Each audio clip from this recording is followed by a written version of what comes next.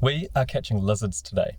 Come along with me for a day in the life of an ecologist working in New Zealand. Let's go. Now, why am I catching lizards?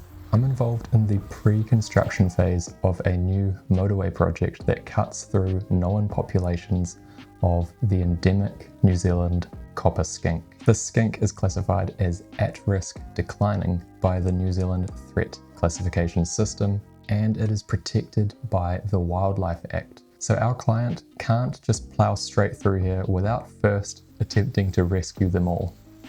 Now, we have a few methods to rescue these skinks.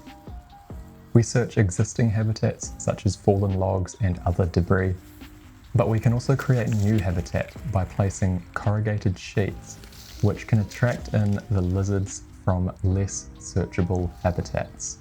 The skinks are probably spread all throughout the long grass, but these black corrugated sheets absorb the sunlight's heat, providing preferable warm homes for these skinks to then kind of gather and congregate beneath. We leave out hundreds of these artificial cover objects, or ACOs, for a few months to give the skinks time to become accustomed to these new habitats.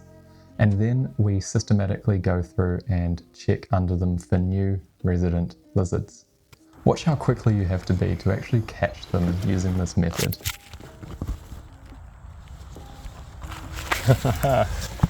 I dropped the camera, but we have, if it'll focus, there we go, copper skink.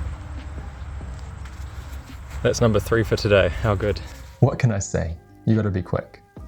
Once caught, we put them in a container with some leaf litter to give them somewhere to hide under while we transfer them to their new home.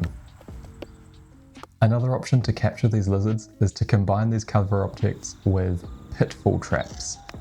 I think that the skinks are a bit too smart to get caught using this method because we didn't catch any doing this, but it's worth a go. It's also nice being visited by the other wildlife while we're out here doing field work. This fantail was extra curious about what I was doing with the pitfall trap at the base of this flax plant here.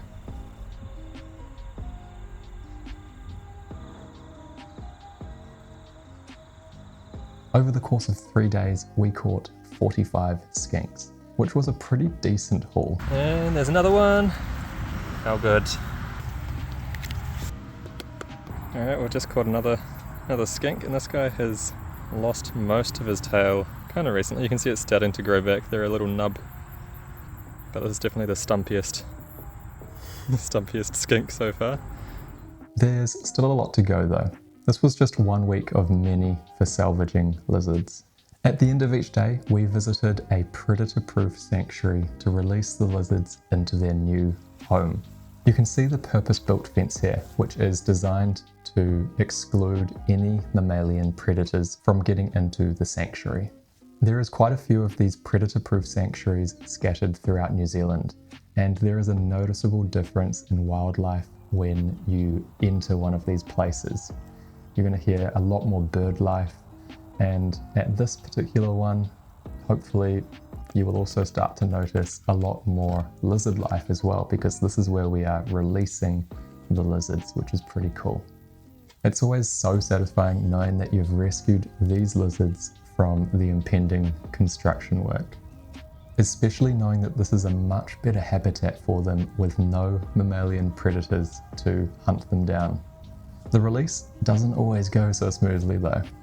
This one went the wrong way and climbed up my arm several times before I managed to coax it into actually going down into the wood pile in front of it. And there you have it. That's the day in the life of an ecologist working in New Zealand. At least for lizard salvagers, that is. I do a lot of other work too, so there's plenty more where this came from.